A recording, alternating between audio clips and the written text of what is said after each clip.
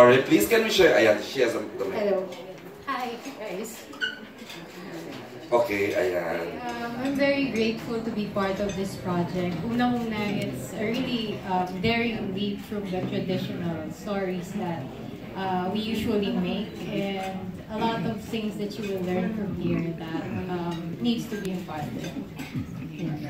Briefly, can you tell us your role in the... Pero malinaw na sa akin, pero would you like to add more info about your character, your role in Bagman? Yes, I'm playing Samantha here. I play the wife of the Bagman, Benjo Malaya. She's a very loving human being. Loving to the extent na papayagan ba niya yung asawa niya sa criminal activities or hindi. Okay, thank you. And of course, Miss Yayo. Hello, good evening. First of all, thank you to Rain Entertainment and Shepherd Dreamscape because this is super challenging for me. And, you know, as I always say, sobrang happy set kami. And yung course ng paggawa nitong Bagman, but I've been learning a lot. Hindi lang like sa craft, hindi like being friends with everyone. Pero this is a challenging role for me. Thank you sa trust. Direk Lino, Chugo, Boss Willie, Roll. And syempre, yung makasama mo yung mga artista na ganito kagagaling. Sus, not if you're equally great in the series.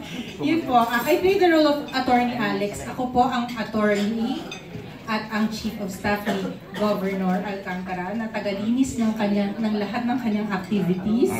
Diba? Na malinis man o hindi. Ako lahat ang tagasalo, ang shock absorber ng lahat but when it comes to the governor. So, doon pa lang maisip niyo na kung anong trabaho ko dito sa buhay ni governor. At syempre, meron akong relasyon din dito sa, hindi personal relationship sa character, but marami akong mga activities dito, syempre, with the Bagman.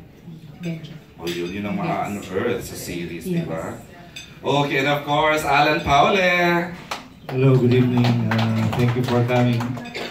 Thank you, Dreamscape and Rain Entertainment. Thank you sa inyo sa pagtitiwala niyo sa role na binigay niyo sa amin. Ako nga pala si Sito dito. Ganda ng role mo dito, Alan. Best friend ni Gob. Correct. Na nag-train sa Bagman. Ang ganda lang muna. Alright, yan na. Thank you. And of course, Raymond Bagatsing, si Gob. Good evening po sa inyo lahat. I'm very honored to be here. Thank you for getting me for this project. Our producer Philip, Direct Lino,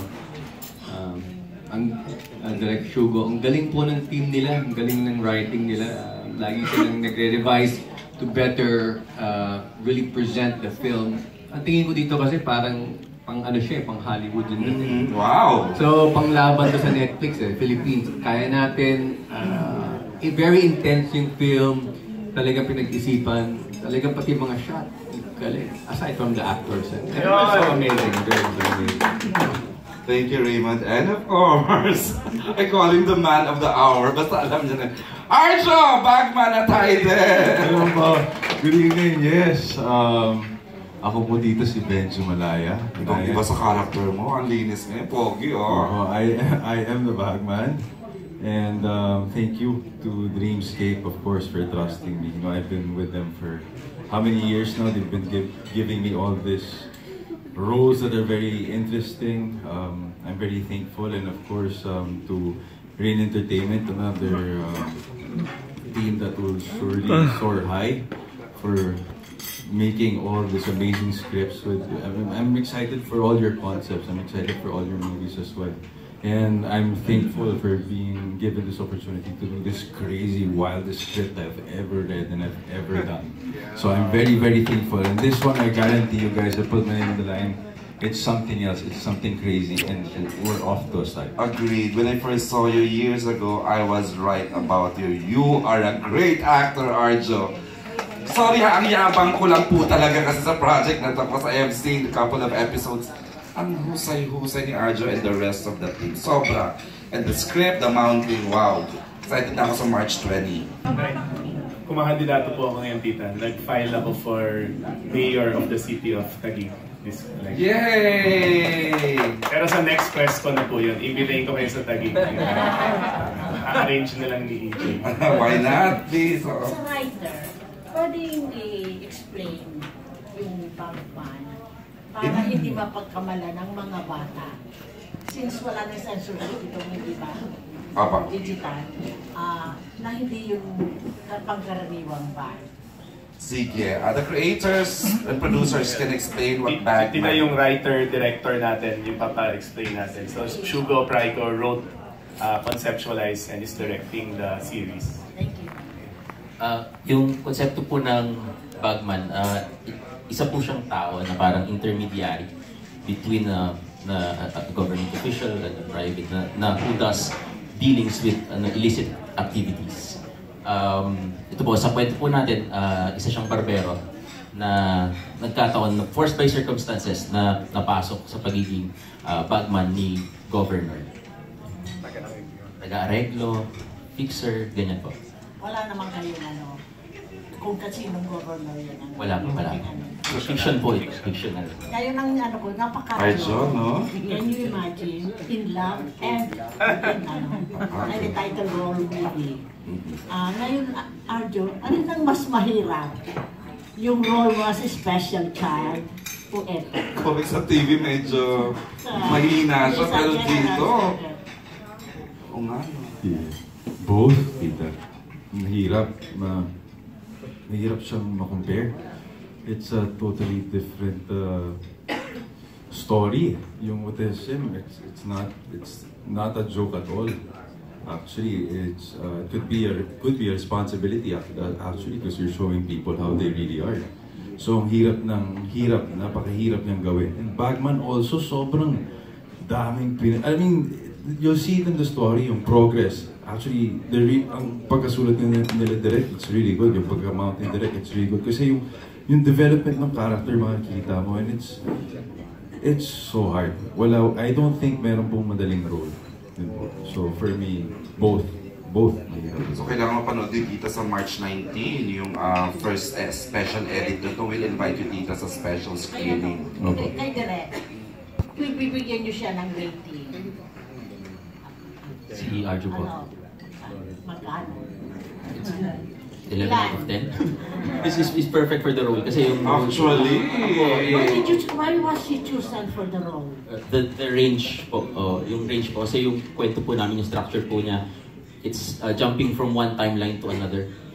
So yung sa nagsimula si Benjo, the character, as an innocent guy, wala pang alam sa mundo ng politika, pagiging bagman. Tapos sa present naman is he's got his hands dirty already, blooded na. So, patalon-talon yung kwento. So, yung range nun, sobrang kailangan kalibre at galing ni Arjo. Thank you. Ngayon na ito si Bot Glorioso. Unbelievable, since sabi mo that is a general's daughter press con na. Yung preparation mo dun is pumunta ka dun sa restaurant, di ba? Nag-observe ka dun sa mga special na staff doon. Dito naman, paano ka handa? Binasa yung script, sinapuso. Tapos, kung anong instructions ni Direk at kung anong pointers sinusundan ko. And what else? How do I do it ba? Go with the flow po ko eh. I went with it. They gave me the character, Direk gave me the freedom to do so, to create my own, to just go with it. And then, naintindihan ko po yung script. Basta I use my heart. Instincts na lang. Kung ano yung babato sa akin, magagaling po yung kasama ko. So it's not hard to react at all.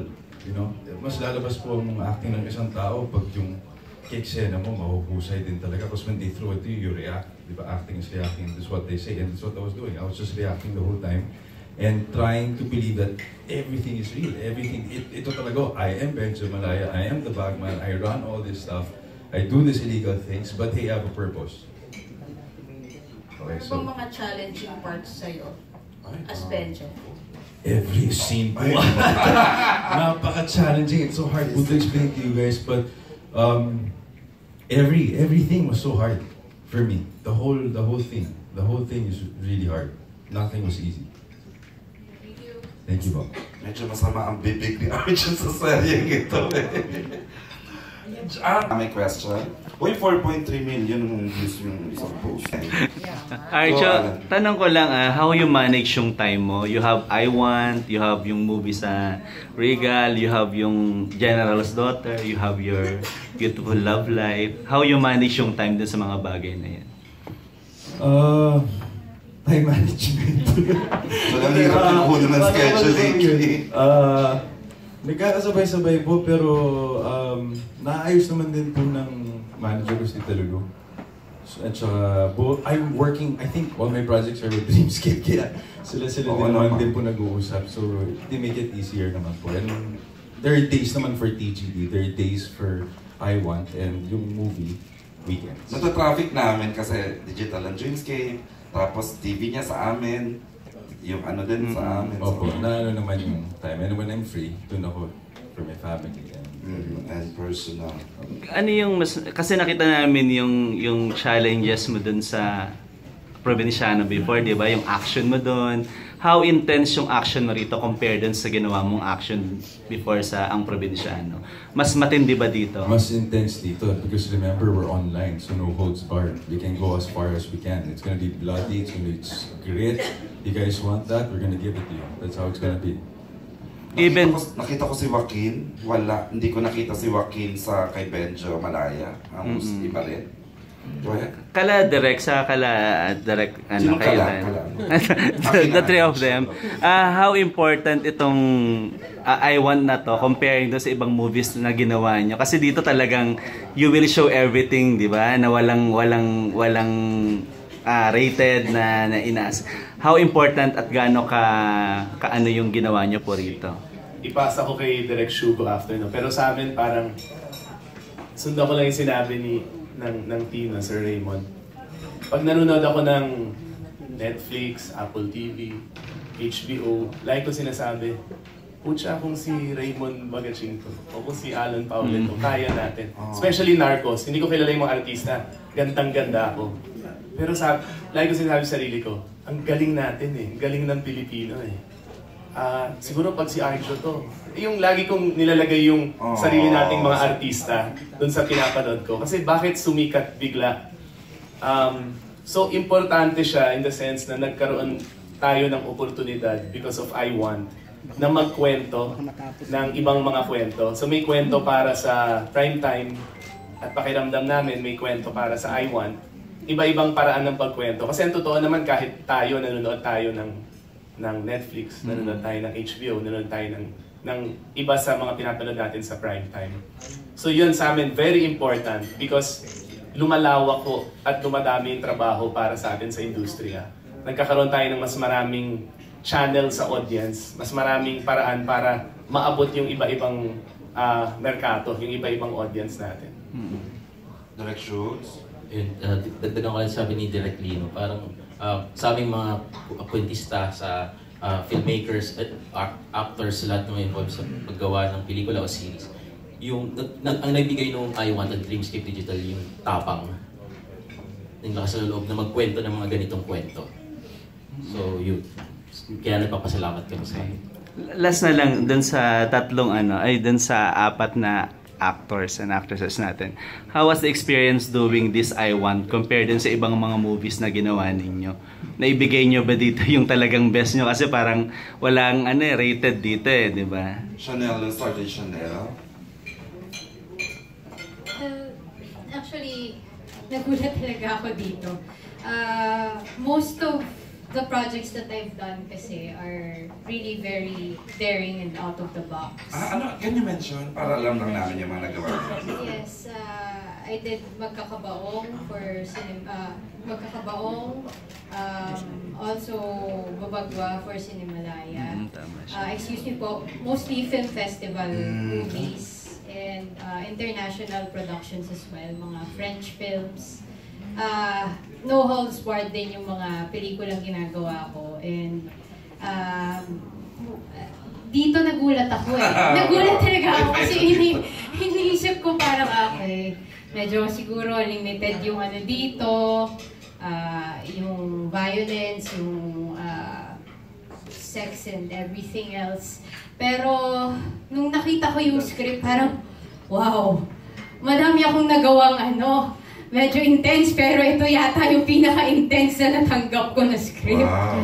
So, every time na nakakatanggap ako, excited ako magbasa. So, yes, I really did my best for this. Actually, I'm really grateful na kinuha ako for this project. Hindi ko talaga in-expect. Unang-una, it's a Dreamscape Entertainment Productions, plus Rain Entertainment, hindi ko akalain na makakagawa talaga ang Dreamscape at ang I Want ng ganito kaganda at maihihilan tulad mo talaga sa international na mga serye, mga series. Chanel, question lang, mas matindi ba dun sa mga ginawa mo? Kasi before parang may mga napanood din ako dun na talagang hubad kung hubad eh. Di ba may ganon? Panoorin na lang natin. Kasi syempre ayoko nung i-preempt kayo, di ba? Ay, hindi na kayo manood eh. We'll see sa May, when it streams on May, the 20th of May. You're good na alam kayo. Yayo. Si Miss Yayo, of course. We'll have to request.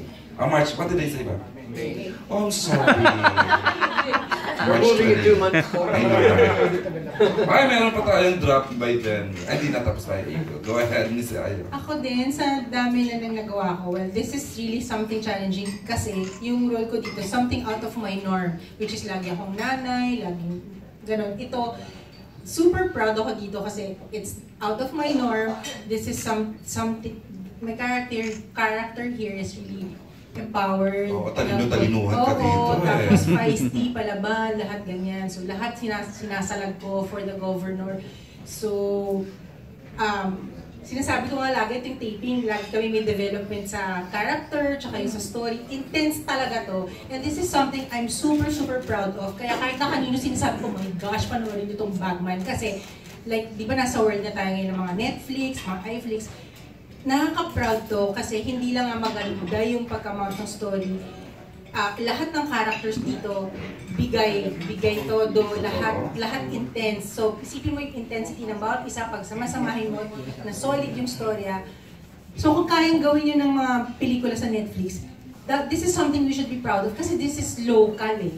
Diba? Na kung nagagawa nila, ba't hindi natin kayang gawin? At nagawa to ngayon ng Dreamscape at ng Rain. Tapos, ayan pa si Arjo na, Diyos ko, wala akong maisip na ibang pwedeng gumawa nito kundi si Arjo. I would have to agree to that. Wow. I'm a super fan of Arjo ever since Provinciano. Lagi ko sinasabi sa kanya, parang wala kang mag-imagine na ibang Hindi mo napanood yung E-Boy? Naku, yung E-Boy! So yun, talagang kaya dapat isabi natin to sa lahat na panoorin ito kasi hindi kami nagyayabang, pero kung sa totoo lang, mapapagyabang mo tong Bagman na to kasi ibang klase siya talaga. Thank you, Miss Yayo. Alan, please. Yan, dagdagan ko lang, proudly Filipino made. Yun, at saka dito open lahat, Yung, kasi sa TV, sa pelikula, sa mga teleserye, yung may mga mura na hindi pinapasa dito, no hold bars, no? Talagang siya nga, first time mo magmura. First time mo magmura, sarap ang TV. Talagang mura ang mura. Yun yung mga naririnig yun sa trailer kanina. Although hindi masyado pinakita. So yun, at every scene kasi, every eksena, pinapaliwanag ni Direk kung paano i-atake, kung kulang ba, kung sobra ba. So halos balance lahat ng mga karakter. Kaya maganda yung pagkakagawa ng pelikula. Balance lahat at talagang may enjoy niya yung pelikula. Thank you, Alan. And of course, every time nalabas yung isa-ikat sa eksena si Raymond Bagat, nalaloka.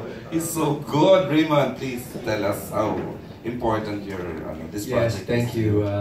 Thank you for that. I was gonna say, intense, yes, laging nagmumura. Pero nasa lugar po. It's realistic. Hindi naman po kami nagmumura for the sake of mura, just to get your attention. Pero bawat scene is very realistic at talagang every week nagre-revise para pagandahin at ako nagugulat sa revision, wow, dinagdag to. Mas intense, ang galing na to. Okay tayo sa na to. So, sabi ni Alan, locally made, but it doesn't mean hindi siya maganda. Oo, sasabay talaga siya. That's why I'm very happy to be part of this, and something like this is happening in the Philippines. You know, Ray Entertainment and Dreamscape and ABS-CBN I Want TV is revolutionary. It's something na kailangan abangan pa natin kasi yung mga ginagawa dito talagang because of who are at the back, at the helm of this project, talagang pinag-isipan at tinaas yung bar ng standard.